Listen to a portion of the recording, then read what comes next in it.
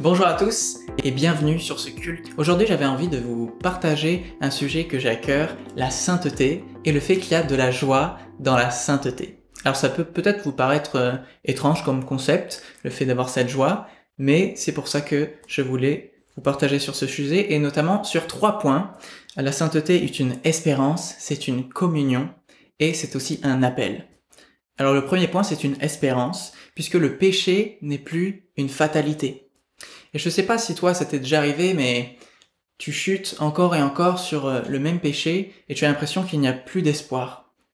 Mais non, ce n'est pas vrai. En Christ, nous avons cette espérance qu'il est mort sur la croix. Il a payé pour tous nos péchés et tous nos péchés sont déjà pardonnés. Il n'y a aucun péché qui soit trop grand pour lui. Par lui, nous pouvons vaincre tous les péchés dans notre vie. Aucun péché n'est trop grand par sa mort. Je vous invite donc à chanter avec moi la gloire du calvaire et Jésus, merci.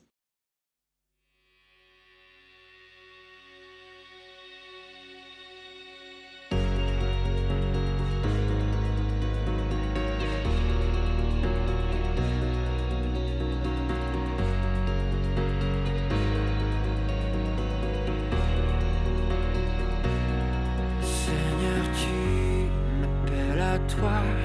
Tu me conduis à la croix, j'y contemple la beauté de la grâce imméritée, la sans retenue, son amour a vaincu. Les bras ouverts, tu m'as sauvé, le cœur rempli de mille chants, célébrant la gloire du calvaire, où j'aimerais à chaque instant proclamer Jésus qui s'est offert. Ô Seigneur, montre-moi toute la gloire de la croix.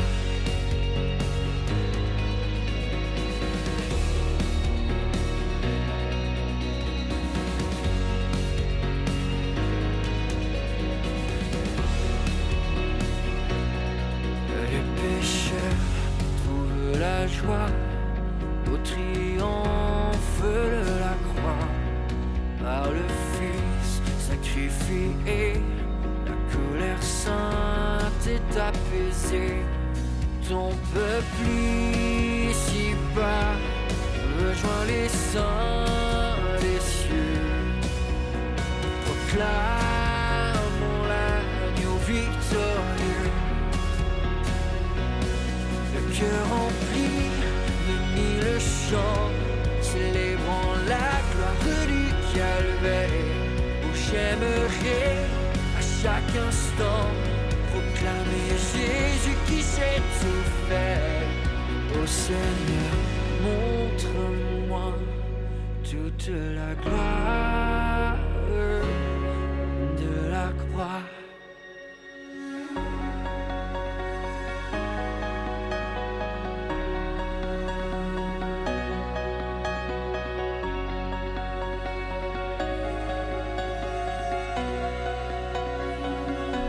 Jusqu'à la fin des temps, nous entonnons ce chant. Jésus-Christ libère, c'est la gloire du calvaire. Jusqu'à la fin des temps, nous entonnons ce chant.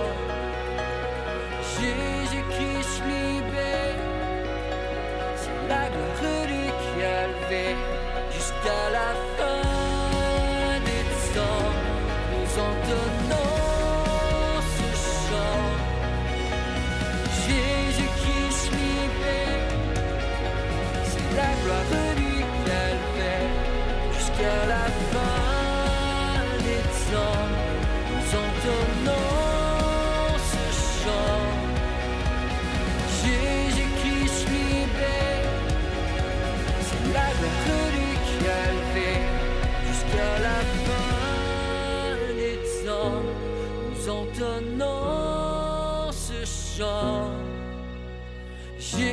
qui se libère, c'est la gloire du calvaire.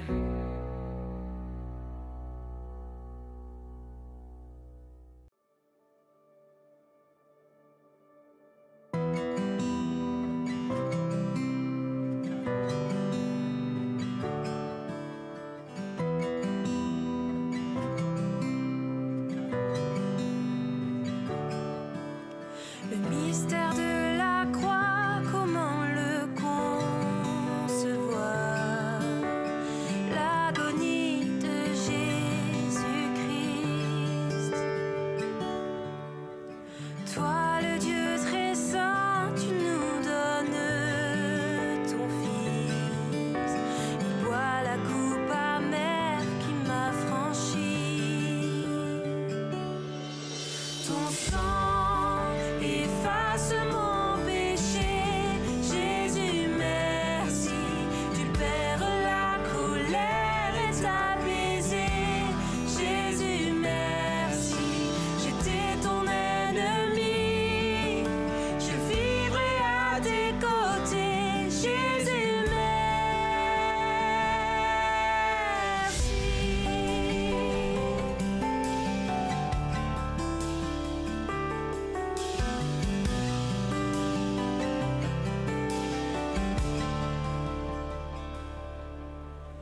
Par ton sacrifice parfait, je viens à toi,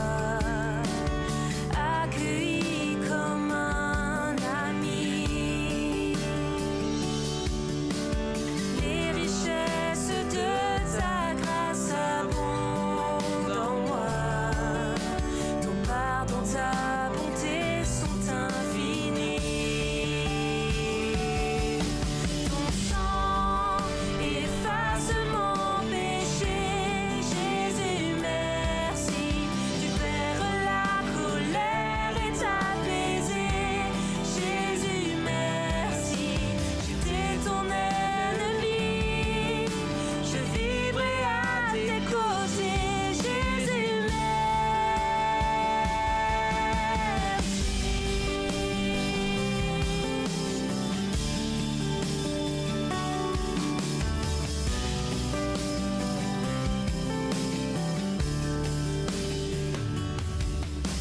Sauveur de mon âme, je m'abandonne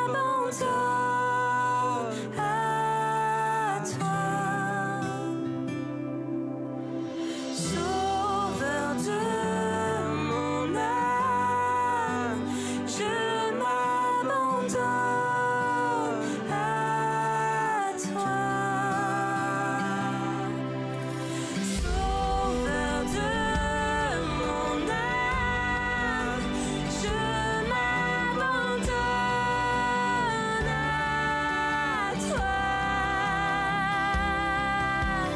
Sauveur de mon âme, je m'abandonne à toi. Efface mon péché, Jésus merci, tu perds la colère est apaisée, Jésus merci, ton sang efface mon péché, Jésus merci, tu perds la colère est apaisée, Jésus merci, j'étais ton ennemi, je vivrai à tes côtés, Jésus merci.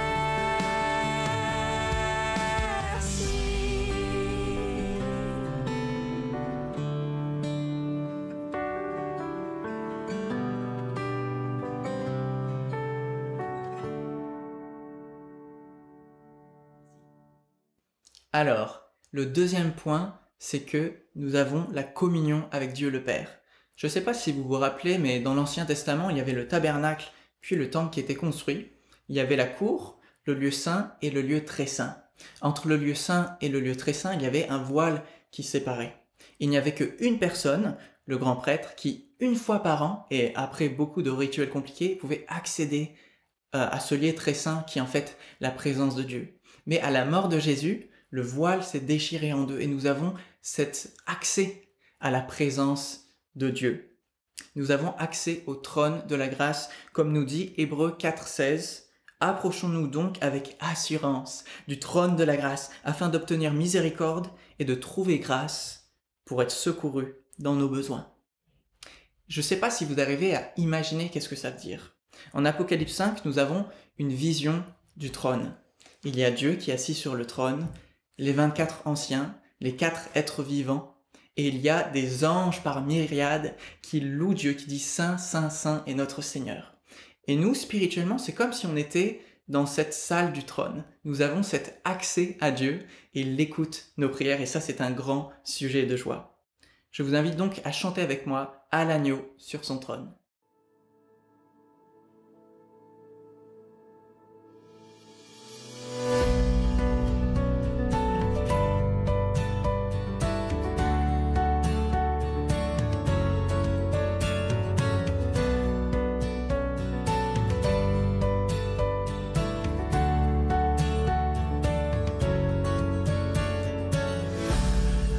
Sur son trône, apportons la couronne. Il l'a conquise sur la croix. Il est le roi des rois. Éveille-toi, mon âme, bénis, adore, acclame, avec tous les anges du ciel, Jésus et Marie.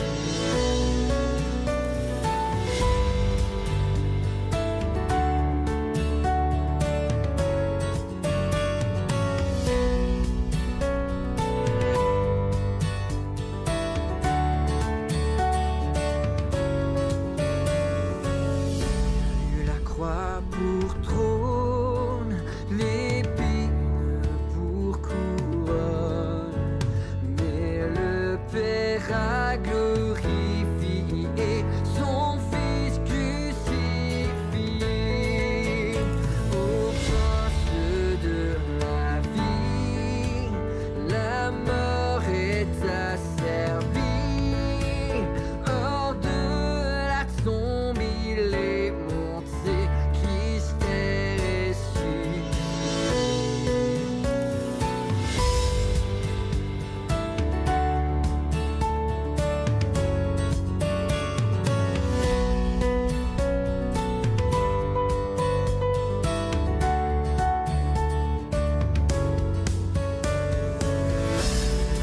Tous les trônes et toutes les couronnes, il est le maître souverain, les temps sont dans sa main. Rendons l'honneur suprême à celui qui nous aime et qui revient victorieux pour nous ouvrir les cieux. Et qui revient victorieux pour nous ouvrir les cieux.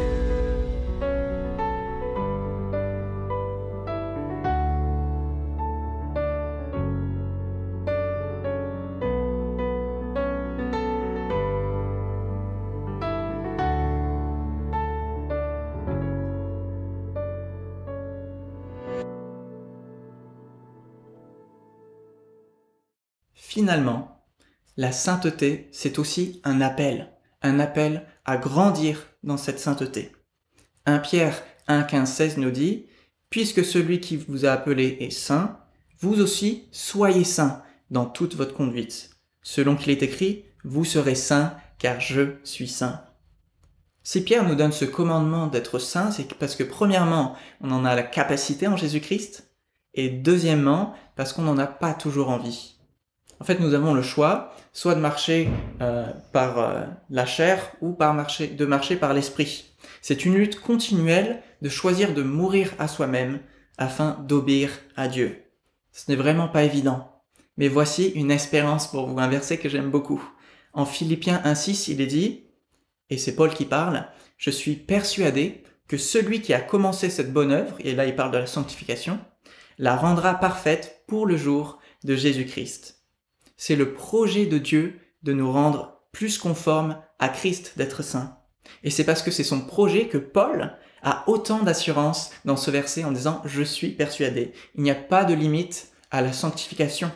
On n'atteint jamais un point où, dans notre vie chrétienne, on peut s'arrêter, c'est bon, on est assez saint. Non, on peut toujours grandir dans notre conformité à Christ. Par la grâce de Dieu, nous pouvons toujours plus nous rapprocher du caractère de Christ et partager toujours plus un air de famille avec Dieu. Je vous invite maintenant à prendre un temps de prière personnelle, à réfléchir sur cette sainteté dans votre vie. Après que vous puissiez grandir dans cette sainteté et que vous soyez convaincus que dans cette sainteté, il y a beaucoup de joie, parce que c'est ça qui nous rapproche de notre intimité avec Dieu. Prions.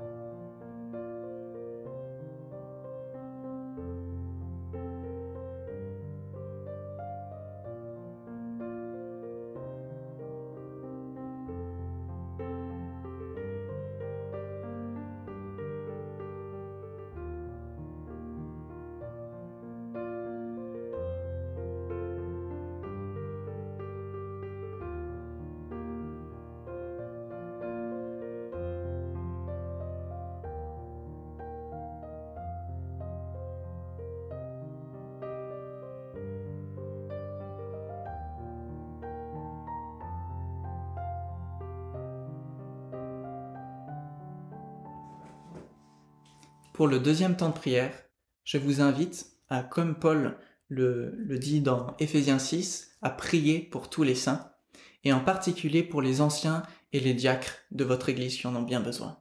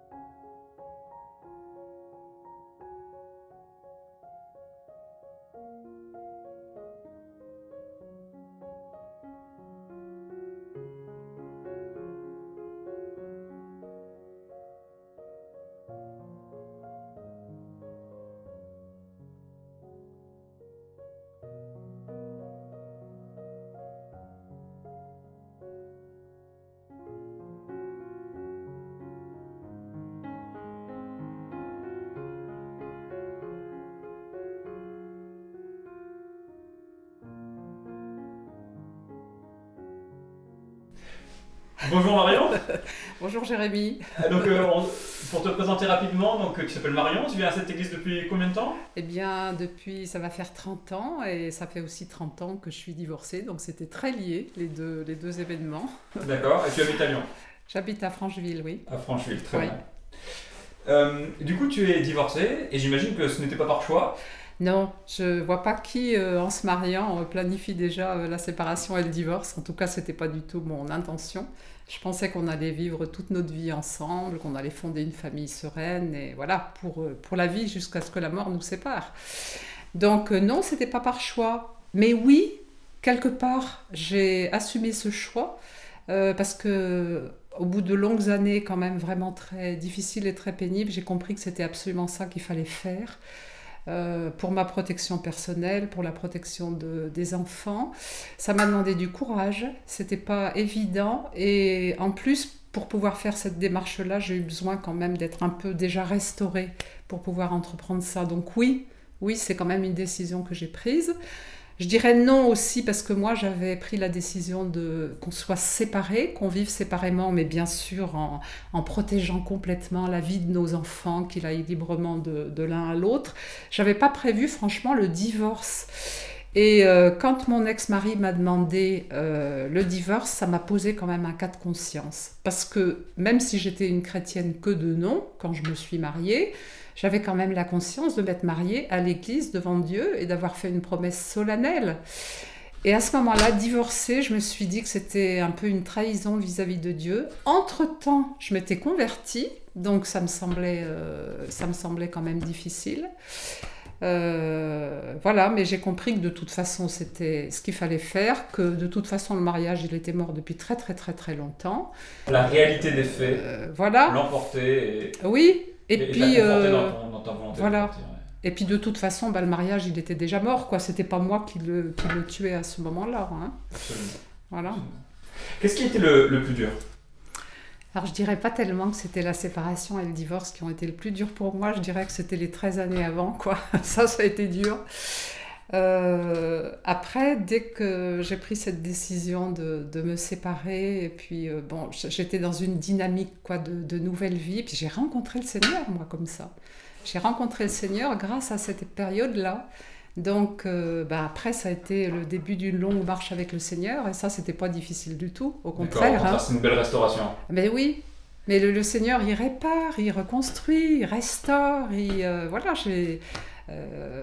s'il y a des personnes ici qui sont dans cette démarche-là ou qui souffrent dans leur couple ou qui sont en démarche de séparation, je leur dirais courage, quoi. Avec le Seigneur, il restaure tout, il répare tout. Donc tu as déjà répondu à la question quel rôle a joué ta foi? Oui, mais je pense que la foi, elle est venue de ça aussi, parce que si j'avais été parfaitement heureuse, je pense que je serais restée égoïstement dans mon petit foyer, ma petite famille, mon métier que j'aimais beaucoup.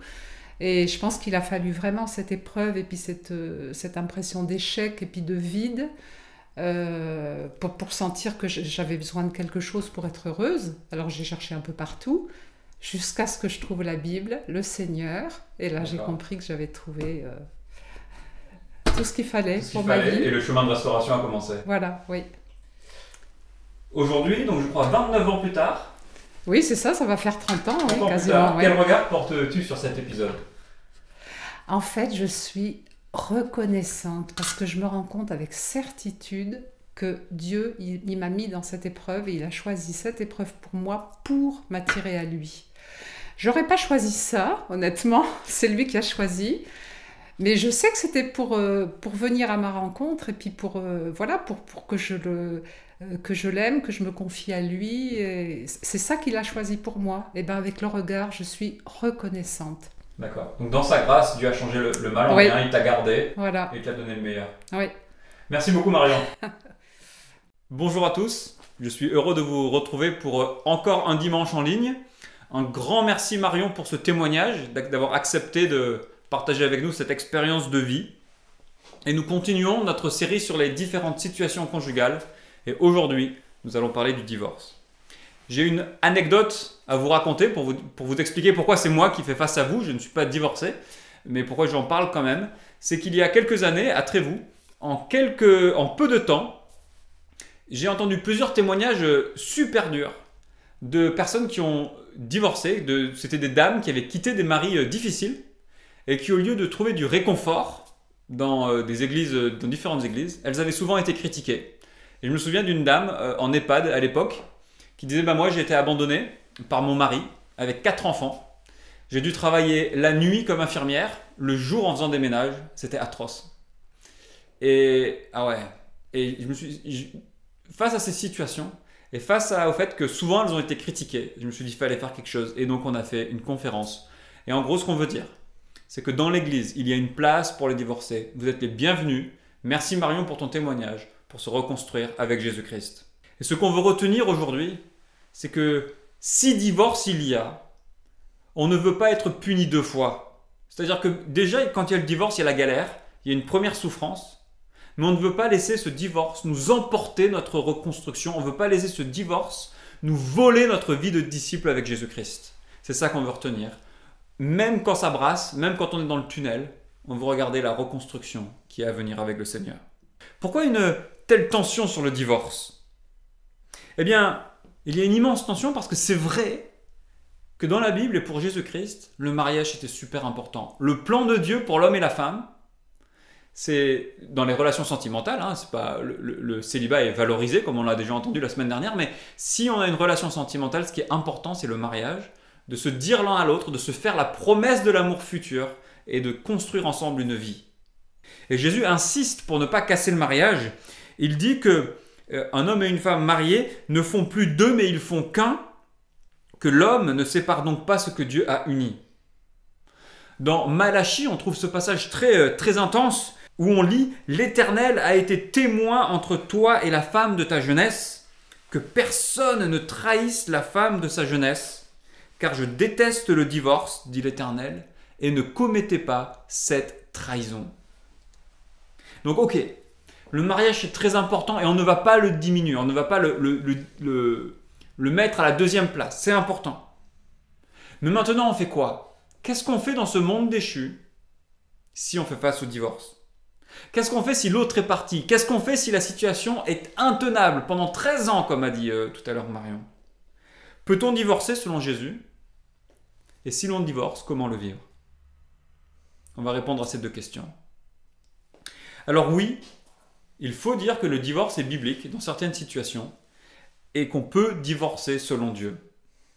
Je vous propose de regarder 4 versets qui parlent de ces possibilités qui sont évoquées dans la Bible. Première possibilité, c'est dans l'Ancien Testament. Ça parle de polygamie.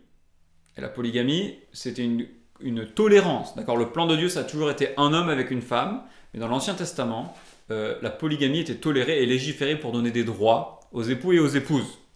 Voilà ce qu'on lit. Si un homme prend une autre femme, il ne supprimera rien à la nourriture, aux vêtements et aux droits conjugal de la première. Et s'il ne fait pas pour elle ces 3 choses, elle pourra sortir sans rien payer, sans donner de l'argent. Sans donner d'argent, pardon. Donc le divorce était déjà possible pour se libérer d'une injustice.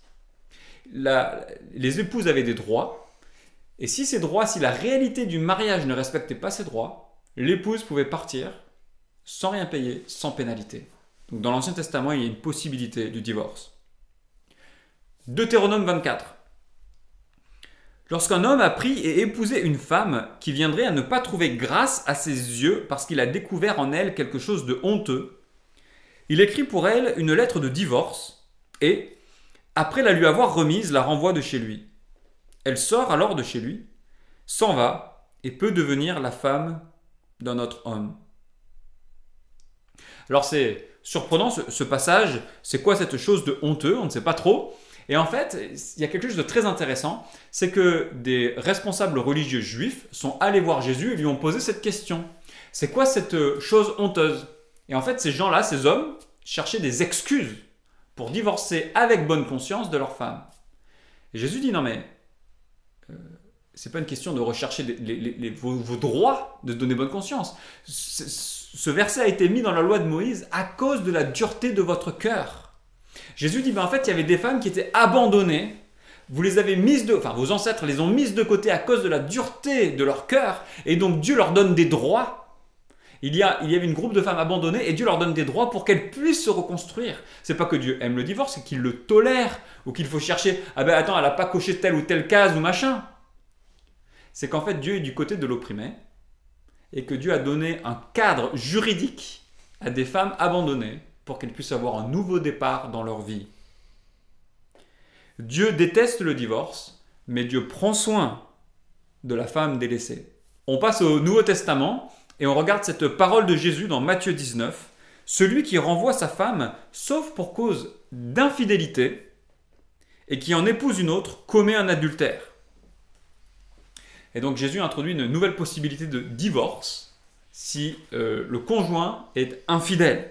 Ce n'est pas un ordre, c'est une concession. On peut divorcer, on peut renvoyer son conjoint s'il nous a été infidèle. Je connais des couples qui ont surmonté la tromperie, la trahison, qui se sont réconciliés et qui aujourd'hui vivent une vie sous le regard de Dieu, dans l'unité.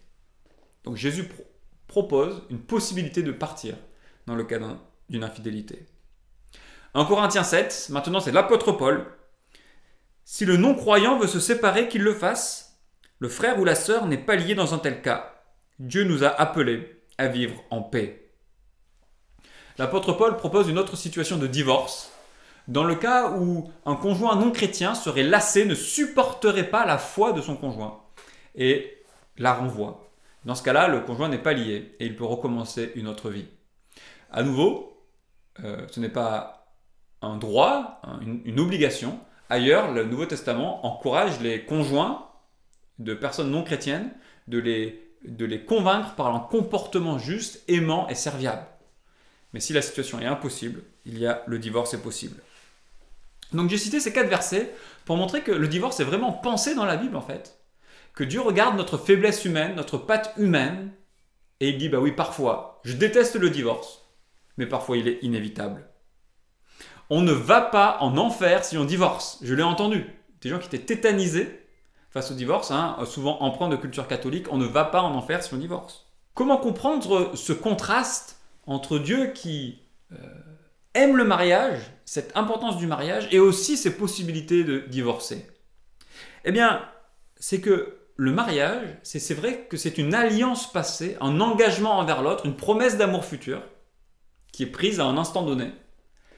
Mais c'est aussi une réalité quotidienne qu'on doit vivre. Et si cette réalité, si cette vie commune est brisée, elle est cassée, le mariage devient caduc. Et vous savez, souvent les chrétiens, on a été un peu léger, on a beaucoup parlé du mariage comme l'engagement, mais on a oublié de parler de mariage comme une responsabilité constante. Et quand cette responsabilité n'est plus assumée pendant longtemps, le mariage devient vide. Ça casse le mariage et il y a divorce. C'est un chemin délicat. C'est un chemin délicat où on ne veut jamais rabaisser le mariage et en même temps, nous voulons faire grâce et accueillir les personnes qui l'ont traversé. Il y a 2 choses intolérables. C'est de rabaisser le mariage. Imaginez si un divorcé dit bah, « écoutez, j'ai testé, ça n'a pas marché, donc je garde ma relation avec Dieu, mais je jette le mariage et maintenant je vis en concubinage, par exemple. » Eh bien, ça, c'est intolérable.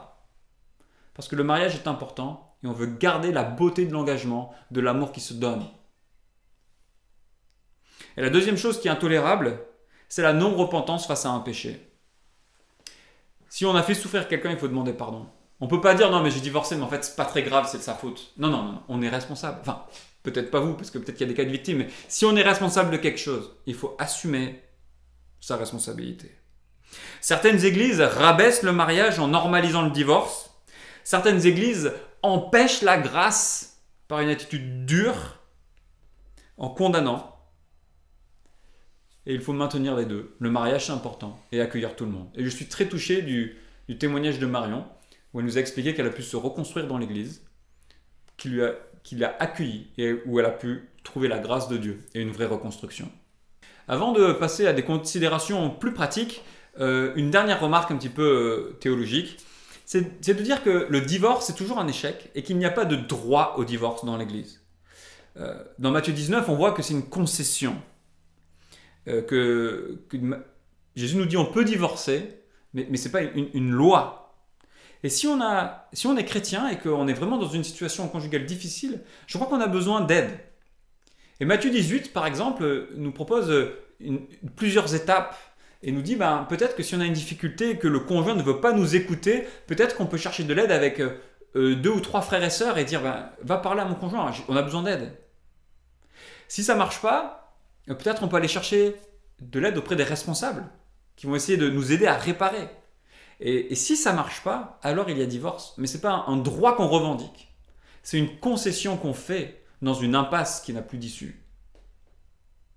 On veut d'abord réparer. Et si ça ne marche pas, effectivement, malheureusement, il y a le divorce.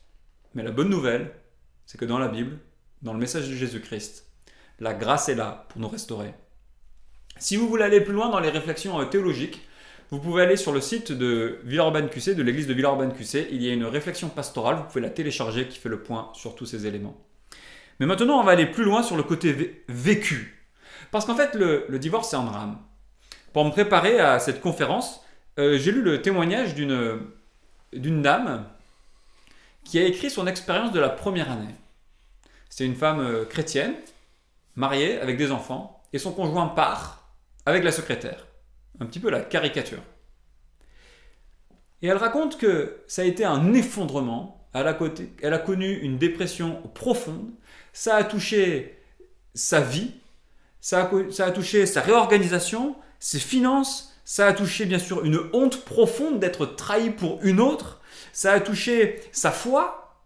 Quelqu'un qui s'était engagé devant Dieu. Une vraie vie chrétienne, et du coup, elle s'est sentie trahie par une personne, mais trahie par Dieu. Quoi, je me suis marié, je t'ai obéi, et tout s'effondre. Et en fait, elle a écrit ce livre pour les personnes qui, après, elles vivraient cela, pour témoigner de ce gouffre, pour ensuite traverser la reconstruction. Et en plus, c'est une situation difficile, et là, il faut faire face, rencontre avec les avocats, les confrontations, il faut se battre, peut-être que l'autre va refuser les gardes, va calomnier. Et c'est une situation terrible. Comment réagir dans cette situation? Je vais un petit peu caricaturer, vous allez comprendre après. Je crois que la première chose, c'est de se sentir accueilli par Jésus-Christ. Jésus est du côté des victimes, et il faut dire que oui, dans beaucoup de cas de divorce, il y a des victimes à défendre. Je vous ai parlé de cette dame dont le mari est parti. En préparant cette prédication, on va parler d'une situation où une dame était mariée avec un mari pédophile, qui ne s'est bien sûr pas remis en question. Bien sûr, il faut partir. Bien sûr, cette dame est victime, et la seule chose à faire dans l'église, c'est de l'accueillir. Et dans ces cas-là, si c'est votre cas, que vous êtes vraiment victime d'une situation comme ça, sentez-vous accueilli par Jésus-Christ. Et si ça vous est arrivé, vous savez, parfois on aimerait tout comprendre, comme cette dame, sur le moment. Mais pourquoi? Pourquoi moi? Pourquoi Dieu? Je t'ai obéi. Et les résultats ne sont pas là. Mais quand on est dans l'échec, parfois il faut laisser la compréhension à Dieu, comme Job à la fin du livre de Job, et cheminer juste dans la compréhension que Dieu va nous reconstruire, juste s'accrocher au fait qu'il y a un après, et que surtout on ne veut pas louper cette vie d'après, on ne veut pas louper la reconstruction avec Jésus-Christ. Sentez-vous accueillis par l'Église, cherchez-y du soutien, et l'enjeu pour vous, c'est de ne pas louper la sortie du tunnel. A l'inverse, peut-être que vous, je ne sais pas pourquoi vous m'écoutez aujourd'hui sur YouTube, sur une chaîne d'une église, mais peut-être que c'est vous qui êtes parti avec la secrétaire. Eh bien, dans la grâce de Dieu, si vous passez par la repentance, il y a aussi de la place pour vous dans l'église. On peut être pardonné par Jésus-Christ. C'est la grande provocation de la grâce. Dieu aime pardonner aux pécheurs qui sont repentants. Dieu aime pardonner aux pécheurs qui regrettent vraiment leur tort. Et si c'est votre cas, revenez à la grâce, dites-le à Jésus et acceptez son pardon. Et la vraie repentance est matérialisée par des œuvres. On essaye de réparer. Alors attention, si tu es divorcé il y a 20 ans, il faut pas remettre, et que tout le monde est remarié, on ne va pas remettre les pieds dans le plat. Mais si tu es divorcé récemment, peut-être et que tu regrettes, peut-être que tu peux demander pardon. Peut-être que si tu es divorcé récemment et qu'il y a des enfants dans l'affaire, paye ta pension alimentaire. Respecte bien tes tours de garde. Et en fait, si vous divorcez et que vous regrettez, peut-être que vous pouvez essayer de divorcer chrétiennement. C'est déjà un échec. Alors si on peut éviter une guerre de tranchées et une malédiction pour tout le monde, de se détruire encore plus, c'est mieux. Alors c'est pas si simple. Je vous ai dit que j'ai un peu caricaturé parce que bien souvent, les torts sont partagés. Prenons l'exemple de 2 personnes qui pourraient être en surmenage et puis au bout de quelques années, on se retrouve côte à côte comme 2 étrangers et on divorce. Mais en fait, on a juste trop travaillé. On s'est retrouvés comme des étrangers. Ou quelqu'un une fois m'avait confié qu'il avait un mariage difficile, une ambiance néfaste. Il ne savait pas comment il avait pu avoir des enfants vu qu'il n'y avait aucune relation conjugale, quasiment. Et qu'un jour, sur l'autoroute, il s'était dit peut-être que si je me prends ce poteau là à 130 km/h, ça me résoudrait tous mes problèmes. Et là, il s'est dit je vais partir. Et il pourrait peut-être passer pour le coupable de partir, mais en fait, on voit là que c'était peut-être justement lui la victime. Les situations sont compliquées. On ne comprend pas tout. Lui, Dieu sait. Mais on veut traverser cette épreuve en sachant qu'il y a une vie avec Dieu après, et on ne veut pas la perdre. C'est pour ça qu'on a besoin de sagesse des autres. Quand ça brasse, moi je ne sais pas vous, j'ai pas connu le divorce, mais j'ai connu des conflits. Et quand ça brasse, quand il y a les émotions qui sont en ébullition, on a besoin de la sagesse de 2 ou 3 frères et sœurs, si ça empire, la sagesse des responsables, pour faire le ménage et essayer de corriger les choses. Et j'aimerais maintenant vous proposer 3 pistes pour traverser le divorce, pour cheminer avec Jésus dans le divorce. Comme me disait un de mes profs, gardez la viande, jetez les os. Si vous trouvez que ce n'est pas pertinent pour vous, eh bien, jetez-le de côté, mais je vous propose 3 pistes quand même. Première piste, si vous êtes dans le divorce, que ça brasse, que les émotions sont là, que c'est le moment difficile, ou que vous êtes en train de réaliser que le mariage ne fonctionne plus, je vous propose de s'accrocher à Dieu. Accrochez-vous à Dieu. Et je vais vous lire le témoignage d'une dame que j'ai trouvé dans une revue chrétienne. Voilà ce qu'elle écrit. Quand je marchais sur le chemin de l'école, je ne pouvais pas prier tant mon cœur était éprouvé. Puis, mes écouteurs sur les oreilles, je me rendais au travail en fredonnant des chants de louanges qui se répandaient dans mon cœur. C'est là que j'ai saisi la profondeur de la présence de Dieu et de son amour. Il n'y avait que son doux murmure qui apaisait mon cœur attristé. Bien des paroles inspirées de la Bible m'ont alors habité. Même si tu marches dans la vallée de l'ombre de la mort, je serai avec toi. Je ne t'abandonnerai pas. Ces paroles inspirées étaient la branche à laquelle je me suis accroché comme une noyée à sa bouée. J'ai ainsi eu l'assurance que cette tempête du divorce ne m'emporterait pas. C'est comme si Dieu récoltait chacune de mes larmes. Et c'est très touchant comme cette Nicole s'est accrochée à Dieu dans la tempête émotionnelle du divorce. Parce que le divorce secoue tellement que vous allez vous rapprocher à quelque chose. Et là, vous êtes en danger. Parce que c'est tellement facile dans notre société de prendre son téléphone et puis d'installer une petite application comme Tinder, Attractive World ou Mythic. Et puis hop, on trouve un palliatif. Hop, on trouve du réconfort. On retrouve quelqu'un. Et là, en fait, vous perdez tout. Parce que non seulement vous avez votre divorce, et en plus vous perdez votre obéissance à Dieu, vous perdez cette restauration que Jésus-Christ veut vous proposer. Dans la tempête, accrochez-vous à Dieu, comme ce témoignage. Elle nous donne un exemple utile. Au fond du trou, il y a un futur avec Jésus, on ne veut pas le perdre. Accrochons-nous à lui. Deuxième remarque, peut-être quand l'émotion s'est un peu calmée, nous pouvons être transparents et réalistes avec Dieu. Parce que, comme je l'ai dit, malheureusement, bien souvent, les torts sont partagés. Et si vous ne voulez pas que ça se reproduise, il faut faire face. Et je vais vous proposer un outil qui peut nous aider, qui peut vous aider à démêler ces bulles émotionnelles. Parce que quand on est dans un divorce ou dans un conflit, ça brasse tellement qu'on ne sait plus qui est quoi. Parfois, en entretien pastoral, des gens viennent et me livrent tout et tout est mélangé. Comment faire le tri ? Comment démêler ce qui est de ma responsabilité, ce qui est de la responsabilité de l'autre?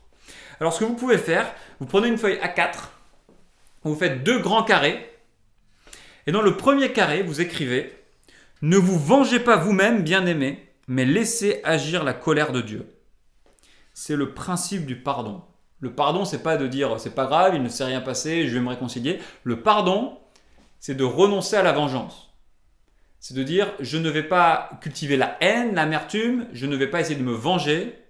Je dis, Dieu, je t'abandonne le jugement de ce qui s'est passé. Dans ce premier carré, vous marquez les choses dont vous avez été victime. À côté, vous dessinez un autre carré et vous écrivez « Si nous reconnaissons nos péchés, il est fidèle et juste pour nous les pardonner et pour nous purifier de tout mal. » Ça, c'est la grâce pour vous. Vous écrivez vos loupés. Si vous avez diffusé par vos paroles une mauvaise ambiance dans le mariage, vous l'écrivez, etc. Votre responsabilité. Et là, quand ça brasse, et vous êtes en colère, ah, il m'a dit ça, il m'a calomnié. Côté de Dieu, je laisse Dieu juge. Quand l'émotion arrive, ah, j'aurais pas dû faire ça. Les mots, j'aurais pas dû dire ça. Vous le mettez de votre côté et vous l'abandonnez à Dieu. Et Dieu vous dit, je te demande pardon. Et vous acceptez son pardon. Attention à ne pas éviter ses responsabilités. Vous allez chercher un renouveau. Et par la grâce de Dieu, le divorce n'est pas une impasse, mais il faut bien gérer le passé. Et il faut bien savoir sa responsabilité. Peut-être que vous êtes juste victime. Dans le cas de la dame qui était mariée avec un pédophile, la case qui la concerne est vide. C'est l'autre qui a trompé, qui a trahi, qui a menti, qui a abusé. C'est l'autre carré qui est plein. Et bien souvent, les torts sont beaucoup plus partagés. J'aimerais faire une remarque pour vous qui êtes de culture catholique, pour être transparent et réaliste avec Dieu. Si vous êtes de culture catholique et que vous m'écoutez et que vous traversez le divorce, vous allez certainement être tenté de faire ce que les catholiques appellent une procédure d'annulation du mariage. Parce que comme dans la théologie catholique, le sacrement ne peut pas être cassé, il propose en fait de dire le mariage n'a jamais vraiment été valide et donc on va voir comment est-ce qu'on peut l'annuler. Et donc on passe typiquement dans un tribunal religieux qui va déterminer si effectivement le mariage était valide ou invalide. Mais il me semble que c'est une très très mauvaise piste pour envisager les choses. Parce que c'est vrai que dans quelques cas très rares, le mariage est annulé, c'est même prévu par la loi française. S'il n'y a pas de communauté de vie, s'il n'y a pas de relation conjugale sexuelle, le mariage est annulé. Mais en fait, c'est assez rare. Dans l'immense majorité des cas, le mariage a eu lieu, on a vécu ensemble et on ne s'est pas entendu et on a divorcé. Et il me semble que si on va dire non mais en fait ça n'a pas vraiment eu lieu parce que l'autre il est rentré dans le mariage et il n'était pas vraiment mature, je ne sais pas trop quoi, on n'est pas du tout transparent et réaliste avec Dieu sur ce qui s'est passé. Et on s'empêche une vraie reconstruction. La vraie sagesse, c'est de faire face. Oui, il y a eu un échec. Ça va. Avec Dieu, ça va. Le Dieu de la Bible est un Dieu de grâce qui pardonne et qui reconstruit. Peut-être que j'ai fait une erreur. Ça va. Oui, d'ailleurs, je n'ai pas divorcé, mais je fais des erreurs tous les jours. Je dois demander pardon régulièrement. Ça va. Avec Dieu, on peut avoir pardon. On peut obtenir le pardon. La vraie sagesse, c'est de faire face. C'est pas de faire semblant qu'il ne s'est rien passé. Soyons transparents et réalistes pour anticiper le renouveau et une vraie vie de disciple avec Dieu. Troisième et dernière remarque, c'est que justement, quoi qu'il advienne, même dans les pires moments du divorce, même en pleine crise de cris, même après la rencontre avec votre avocat, même quand vous commencez à faire face à la solitude suite à la séparation, si Jésus-Christ est votre sauveur et votre roi, vous faites partie de son peuple et vous avez un époux parfait qui vous ne laissera jamais tomber. Jésus-Christ est le conjoint parfait qui vous aime et qui ne renoncera pas à son engagement envers vous. Ce que vous voulez vraiment, c'est un vrai projet de vie avec Christ. Ce que vous voulez vraiment, c'est faire ménage avec Christ presque. Si vous pouvez me passer cette expression, c'est que Christ, vraiment, il influence toutes les dimensions de votre vie. Si par ras-le-bol, vous jetez le bébé avec l'eau du bain, vous dites le mariage, je ne veux plus rien en entendre parler, je vais faire ma propre vie, et puis bon, j'ai mon petit Jésus qui m'aide de temps en temps, vous perdez tout. Vous perdez tout. Ce que vous voulez vraiment, c'est ce projet de vie avec Christ. Et ce que je trouve beau dans le témoignage de Marion, c'est qu'elle s'est reconstruite, qu'elle s'est épanouie, et que le Seigneur l'a restaurée.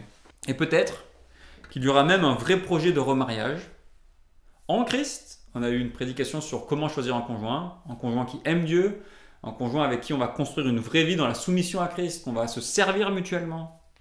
Et j'avais un prof qui a dit un truc intéressant, c'était le doyen de la fac d'Aix-en-Provence.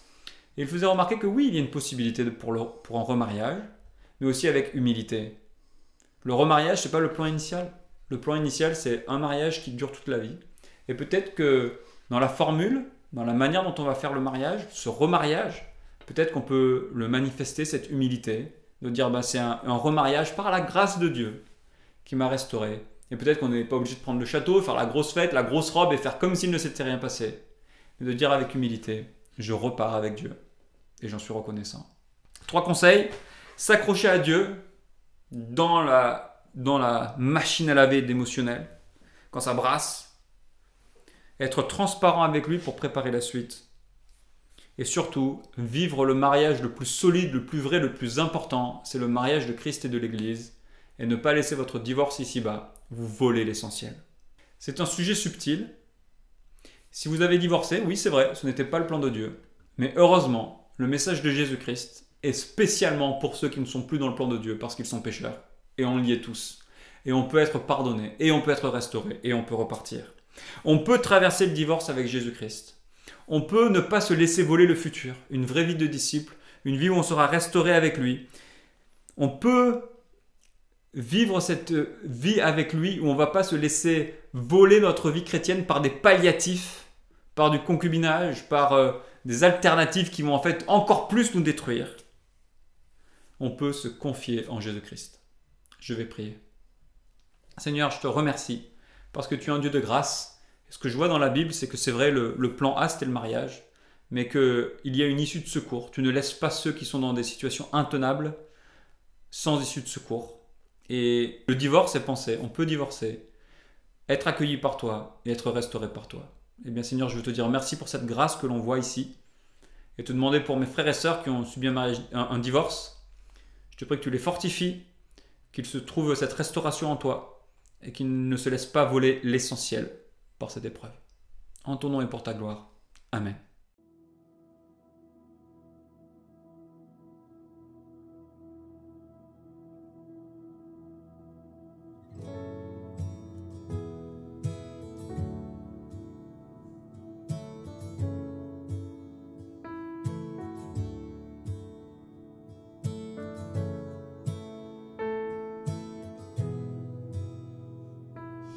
Me voici, confondu par ta majesté, couvert par ta grâce illimitée. Me voici, conscient du poids de mes fautes, couvert par le sang de l'agneau. Car je sais l'amour le plus grand m'est donné. Tu as offert ta vie, le plus grand sacrifice.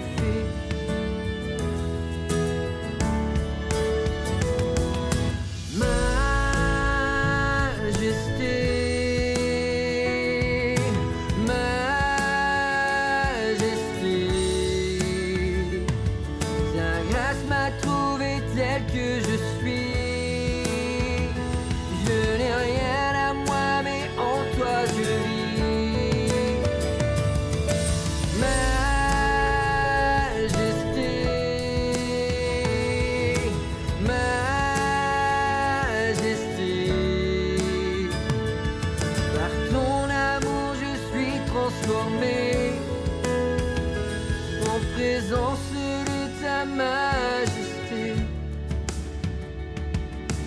me voici, confondu par ton amour. Pardonne et je pardonne en retour. Me voici, d'être ton plaisir, sanctifié par le feu de ta gloire. Je sais l'amour le plus grand m'est donné. Tu as offert ta vie, le plus grand sacrifice.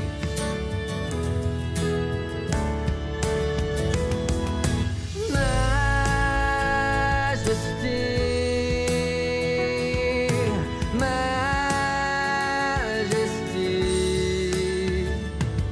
ta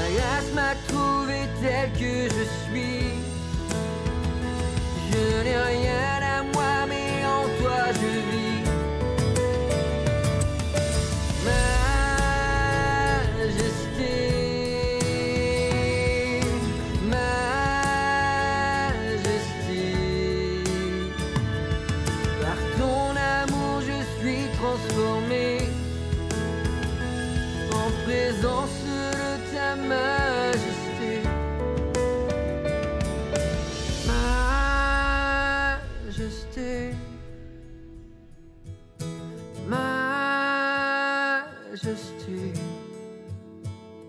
Ta grâce m'a trouvé tel que je suis. Je n'ai rien à moi, mais en toi je vis. Bonjour, c'est Camille de l'église de Villeurbanne-QC. Je vous propose de prier ensemble. Dieu et Père, merci pour ce dimanche où on peut encore se ressourcer dans ta parole. Merci pour cet enseignement. Je te remets nos semaines à chacun, que l'on puisse garder ta parole contre notre cœur, être à ton écoute et puiser notre force en toi et que tu puisses nous encourager encore dans cette nouvelle semaine. Et ouais, merci parce que tu seras avec nous. Amen. Juste un petit rappel pour ceux qui nous rejoignent, nous avons un questionnaire sur le culte en ligne, sur votre expérience du culte en ligne. Nous voulons avoir vos retours. Ça fait 1 an que nous le célébrons dans ce format actuel. Nous réfléchissons à changer le format. Et alors nous désirons vraiment avoir vos retours. Le questionnaire prend 2 minutes. Donc je vous encourage à aller sous la vidéo, cliquer sur le lien, remplir le questionnaire. Ça sera vraiment très apprécié. Merci à chacun. Merci beaucoup de nous avoir suivis dans ce culte en ligne. Je vous souhaite un très bon dimanche à tous. Au revoir.